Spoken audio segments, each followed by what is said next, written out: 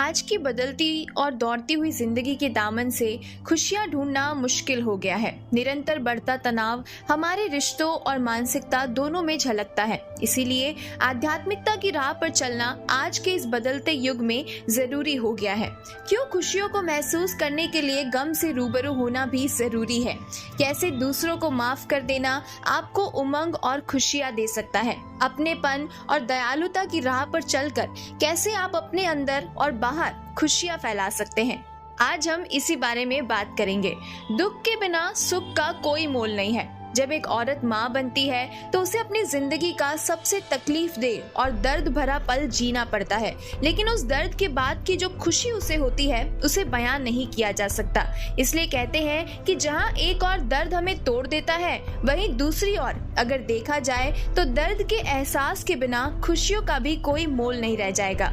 क्योंकि जब दर्द के मंजर के बाद खुशियाँ आती है तो उसका महत्व दुगुना हो जाता है। कई लोग कहते हैं कि जिंदगी में हर दर्द का इलाज है, लेकिन ऐसा नहीं है। असल में बिना दर्द के जिंदगी में किसी और भावना का कोई अस्तित्व ही नहीं है। बिना दर्द के न हम खुशियों का एहसास कर सकते हैं न प्यार का। लेकिन हम दर्द को मिटा नहीं सकते, उसके एहसास को सकारात्मक जरूर बना सकते हैं। इसके लिए जरूरत है अपना ध्यान अपने दर्द से हटाकर दूसरों के दर्द पर लगाने का। एक बौद्ध गुरु कहते हैं कि दूसरों के दर्द की तरफ देखकर व्यक्ति अपने दर्द को भूल जाता है, और इसी बात को दलाई लामा ने भी अपने जीवन में महसूस किया। एक बार जब दलाई लामा बौद्ध धर्म के सबसे पावन स्थल बौद्ध गया में अपने कार्यक्रम में जा रहे थे तो उनके पेट में अचानक बहुत तेज दर्द हुआ। उन्हें तुरंत अस्पताल ले जाया गया। वो दर्द से करार रहे थे, तभी उनकी नजर सड़क पर पड़े एक बीमार बूढ़े व्यक्ति पर पड़ी जो लगभग मरने की कगार पे था। उसे देखकर दलाई लामा को लगा कि मेरा दर्द तो इसके दर्द के सामने कुछ भी नहीं है, और कुछ समय के लिए वो अपने उस तीव्र दर्द को भी भूल गए। आपका दर्द कितना जटिल है ये उसके प्रति आपके रवैये पर निर्भर करता है। समस्या चाहे जितनी भी जटिल हो और दर्द चाहे जितना भी बड़ा हो, अगर आपका इरादा और मानसिकता मजबूत है तो आप बड़े से बड़े तूफान का सामना आसानी से कर लेंगे। लेकिन अगर आपका मन ही कमजोर पड़ जाए तो दर्द का एक झोंका ही आपकी जिंदगी तबाह करने के लिए काफी है। ऐसा कुछ लेखक भी अपनी किताबों के जरिए बताते हैं। एक मजबूत मानसिकता से आपको दर्द में भी खुशी ढूंढने का साहस मिलता है।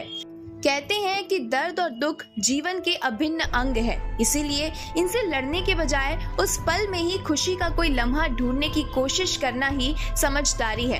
कभी भी परिस्थितियों को अपने सुखी जीवन पर हावी ना होने दे। मन में मुस्कान लेकर सोचिए कि ये वक्त का खेल है, आज नहीं तो कल बदल ही जाएगा। इन बातों को और गहराई से समझाने के लिए हम कुछ उदाहरण लेते हैं। एक बार दलाई लामा ने बताया कि कैसे उनके और उनके मित्र की फ्लाइट रद्द हो जाने के कारण उन्हें वहां से 6 घंटे की दूरी पर स्थित एयरपोर्ट जाना पड़ा। लेकिन इस परिस्थिति में झुंझलाने के बजाय उन्होंने अपनी 6 घंटे की रोड ट्रिप को हंसी मजाक के पलों में तब्दील कर दिया। वहीं दूसरी ओर डेस्मंड का कहना है कि अपनी युवावस्था में वो अक्सर ट्रैफिक में फंसकर क्रोधित हुआ करते थे, लेकिन बाद में उन्हें एहसास हुआ कि उनके दांत मसलकर गुस्सा करने से कुछ नहीं बदलेगा, और इसीलिए उन्होंने ट्रैफिक जाम के दौरान प्रार्थना करने का निर्णय लिया, और उसके बाद से आज तक ट्रैफिक की समस्या ने उन्हें कभी नहीं सताया। इसी प्रकार हम भी जीवन की हर कठिनाई को एक प्रेरणा और अवसर के रूप में देख सकते हैं। लेकिन वो कहते हैं ना कि कहना आसान होता है लेकिन करना कठिन। इसीलिए कठिन समस्या में खुद को मजबूत बनाए रखने के लिए कुछ आसान से तरीके हैं जिनके बारे में हम बात करेंगे। एक गुस्सैल व्यक्तित्व के पीछे टूटी हुई उम्मीदें होती है। आज के बदलते युग में हमारी जिंदगी में रोज एक नई उम्मीद सामने आ जाती है। कभी अच्छे करियर की उम्मीद, कभी अच्छे घर की, अच्छे जीवन शैली की, कभी कुछ तो कभी कुछ। इन उम्मीदों को पूरा करने की दौड़ में हम दिन रात जुटे रहते हैं। गलती उम्मीदों की नहीं है, लेकिन असल समस्या तो तब आती है जब उम्मीदें टूट जाती है। एक के बाद एक टूटती उम्मीदों से इंसान इतना डर जाता है कि उसका जीवन भी उम्मीदों के साथ ही बिखर जाता है। धीरे धीरे ये डर गुस्से का रूप लेकर व्यक्ति के मन में बैठ जाता है, और उसका गुस्सा कभी अपनों पर तो कभी समाज पर फूटता रहता है। इसीलिए दलाई लामा कहते हैं कि उम्मीदों के टूट जाने पर किसी के द्वारा दिखाया गया थोड़ा सा प्यार व्यक्ति को संभलने में उसकी मदद कर सकता है। जिस तरह प्यार और सद्भावना के जरिए हम लोगों से जुड़ सकते हैं, उसी तरह हमारा दुख भी हमें दूसरों से जोड़ता है। जब भी हमें कोई ऐसा व्यक्ति मिलता है जिसका दुख हमारे जैसा है, तो अपने आप ही उसके प्रति दिल में सहानुभूति आ जाती है। और तो और कई बार दुख हमें लोगों के प्रति ज्यादा संवेदनशील बना देता है। एक वैज्ञानिक संस्था के द्वारा किए गए शोध से भी ये पता चलता है कि जो लोग जीवन में किसी बड़े हादसे से गुजरे होते हैं, उनके दिल ज्यादा नर्म होते हैं, और जिन्होंने कभी कोई तकलीफ ही नहीं देखी, उन्हें किसी दूसरे की तकलीफ का एहसास भी नहीं होता। इसीलिए अपनी तकलीफों को दूसरों से जोड़कर देखें तो टूटी हुई उम्मीदों का दर्द भी काफी कम हो जाएगा। अकेलापन और ईर्ष्या जिंदगी तबाह करने के लिए ये दोनों काफी है। सच ही कहते हैं कि इंसान एक सामाजिक प्राणी है, इसीलिए शायद जब किसी व्यक्ति को अकेलापन सताता है तो उस अकेलेपन से उभर पाना उसके लिए बहुत मुश्किल हो जाता है, जिसके कारण न जाने कितनी ही मानसिक बीमारियां जन्म लेती है। हमें ज्यादा से ज्यादा लोगों से जुड़ना चाहिए, लेकिन इसमें जो सबसे बड़ी समस्या आती है वो है विश्वास की कमी। आज के युग में व्यक्ति इतना स्वार्थी हो गया है कि उसे खुद से ज्यादा और किसी पर विश्वास ही नहीं है। नतीजन गिने चुने लोगों को ही वो अपनी जिंदगी का हिस्सा बना पाता है। कहते हैं कि जो व्यक्ति मैं और मेरा के चक्करों में ज्यादा पड़े होते हैं, वो आमतौर पर अकेलेपन का शिकार हो जाते हैं, और हृदय और मानसिक बीमारियां भी ऐसे ही लोगों में ज्यादा पाई जाती है। अकेलेपन के बाद दूसरी सबसे बड़ी दिक्कत है ईर्ष्या। ईर्ष्या तो एक ऐसी भावना है जो इंसान ही नहीं बल्कि जानवरों में भी देखी जा सकती है। ईर्ष्या के कारण लोग अपनी थाली की रोटी के लिए ईश्वर का धन्यवाद करने के बजाय किसी और की ज्यादा भरी थाली देखकर ज्यादा जलते हैं, और यही जलन आगे चलकर गुस्से और डर का कारण बन जाती है। ईर्ष्या के चलते लोग क्या कुछ नहीं कर जाते, लेकिन ईर्ष्या एक स्वाभाविक भावना है जिस पर हमारा वश नहीं चलता, लेकिन बस जरूरत है तो इस भावना को ज्यादा पनाह ना देने की। अगर आपको किसी के प्रति ईर्ष्या हो भी रही है तो उसके बारे में ज्यादा ना सोचें और इस ईर्ष्या को सकारात्मक मोड़ देते हुए अपनी जिंदगी की प्रगति में लगाएं। कई बार मौत के मुंह में जाकर ही जीवन का मूल्य पता चलता है। इंसान का ऐसा स्वभाव है कि जो चीज उसे आसानी से मिल जाती है ना, उसका कोई मोल नहीं करता, लेकिन जब वही चीज उसके हाथों से फिसलते फिसलते बचती है, तब उसे उसका मोल समझ आता है। अब जीवन को ही ले लीजिए, जब व्यक्ति एक स्वस्थ जीवन जी रहा होता है तो धूम्रपान, शराब और लड़ाई झगड़े इन सब में पड़कर अपना बहुमूल्य समय बर्बाद करता रहता है। लेकिन जब वही व्यक्ति किसी बीमारी या हादसे के कारण मौत के मुंह में जाते जाते बचता है, तब उसे ये एहसास होता है कि जीवन का असली अर्थ क्या है। अब हमारे देश की आजादी को ही ले लीजिए, जब अंग्रेजों की 200 साल की गुलामी के बाद हमें आजादी मिली, उस आजादी की कीमत देश के हर एक व्यक्ति को पता थी। इसीलिए जब पहली बार चुनाव हुए तो अपना प्रतिनिधि चुन पाने की खुशी में सबने अपने घरों से मीलों पैदल चलकर भी वोट डाले। वहीं अगर हम आज की बात करें तो गाड़ियां होने के बाद भी देश में लगभग आधे लोग वोट डालने नहीं जाते, क्योंकि उन्हें इस आजादी का महत्व ही नहीं पता। इस बात का एक और उदाहरण दलाई लामा देते हुए कहते हैं कि जब चीन में सांस्कृतिक क्रांति आई तो वहाँ के लोगों ने तिब्बती संस्कृति का सफाया करने की ठान ली। तिब्बती भाषा में लिखे सारे ग्रंथों और किताबों को नष्ट कर दिया गया, और उसी दौरान दलाई लामा वहाँ से भागकर भारत आ गए। यहाँ आकर उन्होंने तिब्बती संस्कृति के बचे अंशों को संजोया, और हर एक किताब को देखकर उन्हें जो खुशी महसूस हो रही थी वो उन्हें पहले कभी महसूस नहीं हुई। उसी प्रकार डेसमंड ने भी बचपन में कई बार जानलेवा बीमारियों का सामना किया था। यहाँ तक कि जब उन्हें टीबी की बीमारी लगी तो हालत ऐसे हो गए कि उनके पिताजी ने ताबूत की लकड़ियां भी इकट्ठा करना शुरू कर दिया। लेकिन इन सभी बीमारियों से लड़कर भी वो जीवित रहे। इन बीमारियों ने कई बार मौत से उनका सामना करवाया, और मौत से हुई इन मुलाकातों ने उन्हें एक जीवंत इंसान बना दिया। इसीलिए कहते हैं जीवन बहुत बहुमूल्य है। जरूरी नहीं कि इसे खोकर ही इसकी कीमत समझी जाए। जो व्यक्ति इसकी कीमत समझ गया, समझो उससे ज्यादा खुशकिस्मत इस दुनिया में और कोई नहीं है। इंसानियत की भावना और जीवन के प्रति आपका नजरिया दिल में सच्ची खुशी और शांति को जन्म देता है। कहते हैं कि जीवन में खुशियां प्राप्त करने के लिए 8 स्तंभों की जरूरत होती है। इन स्तंभों को अपने जीवन में उतारने से पहले जरूरी है कि आप अपने मन से सभी प्रकार की चिंताएं और डर को निकाल दें। एक बार आप चिंता मुक्त हो गए, उसके बाद आप खुशियों के स्तंभों को जीवन में लाकर हर्षोल्लास के रास्ते का आनंद ले सकते हैं। सबसे पहला स्तंभ है जीवन के प्रति हमारा नजरिया। अगर हम अपने नजरिए और सोच को बड़ा रखते हैं तो किसी भी माहौल में खुश रहना आसान हो जाता है। जैसे कि अंग्रेजों के शासन में जब आजादी के दीवाने जेल में डाल दिए जाते थे, तब उनके माथे पर जरा सी भी शिकन नहीं आती थी। चाहे कितनी भी यातनाएं क्यों न सहनी पड़े, वो हमेशा मुस्कुराते रहते थे। और ऐसा इसलिए क्योंकि उन्हें अपनी मौत नहीं बल्कि देश के लिए अपना बलिदान दिखाई देता था। इसीलिए कहा जाता है कि अगर सोच बड़ी हो ना तो पहाड़ भी सर झुका देता है। एक मरते हुए व्यक्ति के पास अगर जीने की वजह हो तो वो मौत के मुंह से भी वापस आ सकता है, और वही अगर एक जीवित व्यक्ति मन में ये सोच ले कि सब खत्म हो गया है तो उसकी मृत्यु निश्चित है। नजरिए के साथ साथ दूसरा स्तंभ है इंसानियत का।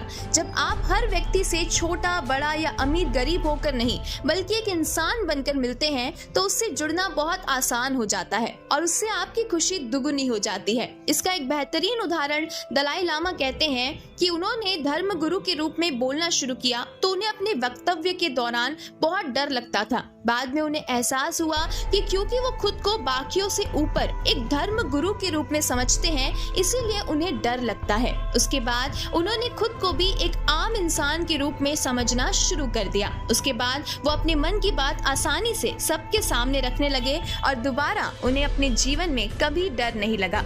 परिस्थिति चाहे जैसी भी हो, उसे अपनाकर उसमें हास्य बनाए रखने से कठिन समस्या भी आसानी से सुलझ जाती है। एक अच्छा मजाक किसी भी जटिल से जटिल परिस्थिति में भी हंसी का एक लम्हा दे सकता है।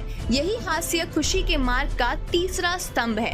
डेसमंड ने अपने जीवन में हास्यता की महत्वता को बताते हुए कहा है कि एक बार उन्हें एक ऐसी जगह बोलने के लिए बुलाया गया जहाँ 2 गुटों में मनमुटाव के कारण काफी झगड़ा चल रहा था। ऐसी नाजुक परिस्थिति में लेखक ने हास्य का सहारा लेते हुए अपने वक्तव्य के दौरान एक ऐसी कहानी सुनाई जिसे सुनकर दोनों गुटों के लोग खुद को हंसने से रोक नहीं पाए। लेकिन इस हास्य के साथ साथ उनकी कहानी में लड़ाई ना करने की सीख भी शामिल थी। तो ऐसे डेसमंड ने एक जटिल समस्या को हास्य का सहारा लेकर आसानी से सुलझा दिया। हास्य के माध्यम से बड़ी बात आसानी से कही जा सकती है और साथ ही साथ हंसने से हमारे शरीर में ऐसे रसायन निकलते हैं जो हमारे शरीर को हल्का महसूस करवाते हैं और दिमाग में खुशी की लहर पैदा करते हैं। इसीलिए जिंदगी में हमेशा याद रखें कि एक सफल जीवन के लिए हंसे और हंसाए। चौथा स्तंभ है परिस्थितियों को अपना लेना, यानी चाहे जीवन में सुख आए या दुख, आप ये मान ले कि दोनों जीवन चक्र का ही एक हिस्सा है।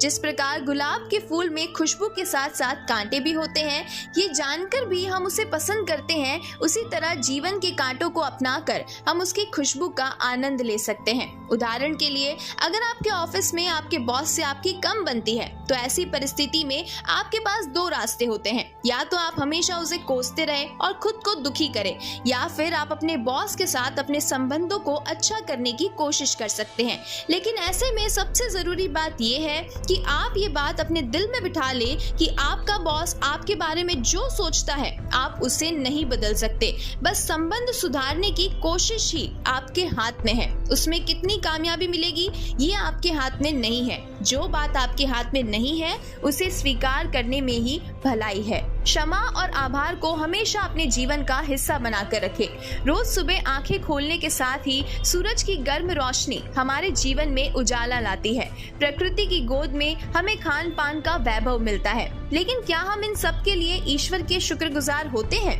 ज्यादातर लोग नहीं होते, क्योंकि आसानी से मिल जाने वाली चीजों का हमारे जीवन में कोई मोल नहीं है। एक बाल्टी पानी को हम यूं ही बहा देते हैं, जबकि देश के कई कोनों में लोग पीने के पानी तक के लिए मीलों पैदल चलते हैं। इसीलिए कहते हैं कि चाहे सौगात छोटी हो या बड़ी, आभार व्यक्त करना बहुत अहम है। चाहे आभार ईश्वर के लिए हो या किसी अपने के लिए, एक बार हम आभार व्यक्त करना सीख गए तो तो हमें छोटी बड़ी सब चीजों का मोल पता चल जाएगा और खुशियाँ हमारे जीवन में खुद ब खुद आ जाएंगी। सुखी जीवन का अगला स्तंभ है क्षमादान। अगर कोई व्यक्ति आपके साथ कुछ गलत करता है और उसे अपनी गलती का एहसास हो जाए तो उसे माफ कर देने में ही सबकी भलाई है, क्योंकि जब तक माफ करके जीवन में आगे नहीं बढ़ेंगे तब तक पुरानी बातों को भुलाकर एक नए जीवन की शुरुआत नहीं कर पाएंगे। क्षमा की भावना कैसा चमत्कार कर सकती है, इसका एक उदाहरण हमें केरला के एक नन रानी मारिया के हत्याकांड से मिल सकता है। इस केस के मुख्य आरोपी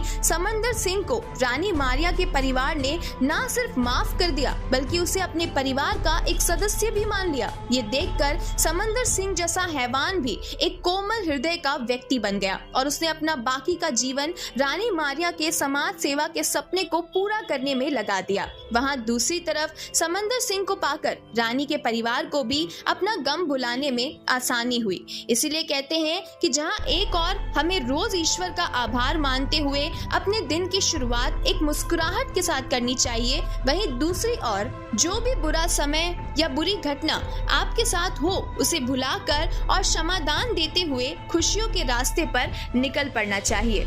दूसरों के प्रति प्रेम और सौहार्द की भावना रखने से जीवन खिल उठता है। क्या आपके जीवन में कभी ऐसा कोई पल आया है जब आपकी वजह से किसी के चेहरे पर मुस्कान आई हो और उस मुस्कान को देखकर आप अपना दुख दर्द सब भूल गए हो? अगर सच में आपने ऐसा कोई पल जिया है तो आपको यकीनन पता होगा कि कैसे दूसरों के प्रति दयालुता दिखाने से हमें एक अजीब सी आंतरिक खुशी और सुकून का एहसास होता है। कई वैज्ञानिकों ने भी अपने शोध में ये बात साबित की है कि एक दूसरे के प्रति दयालुता की भावना मानव जाति के अस्तित्व का मूल उद्देश्य है और इसके बिना मानव जाति का पतन होना निश्चित है। वैज्ञानिकों के शोध में ये भी पता चला है कि जब भी हम किसी के प्रति दया भावना से सोचते हैं तो हमारे शरीर में एंडोर्फिन नाम का एक रसायन निकलता है जो हमें वैसे ही खुशी का एहसास दिलाता है जैसा कि अपना मनपसंद काम करने से मिलता है। तो चाहे आप किसी पर दया करें या कोई आपका हाथ पकड़कर कहे कि कोई बात नहीं, सब ठीक हो जाएगा, संतुष्टि और सुकून दोनों को मिलता है, क्योंकि एक दो तरफा सिस्टम है जहां एक की आंखों का सुकून दूसरों की आंखों की खुशी बन जाता है। इसीलिए कहते हैं कि स्वभाव में हमेशा दयालुता रखना खुशियों का 7वां स्तंभ है। 8वां और आखिरी स्तंभ है दूसरों की मदद करना।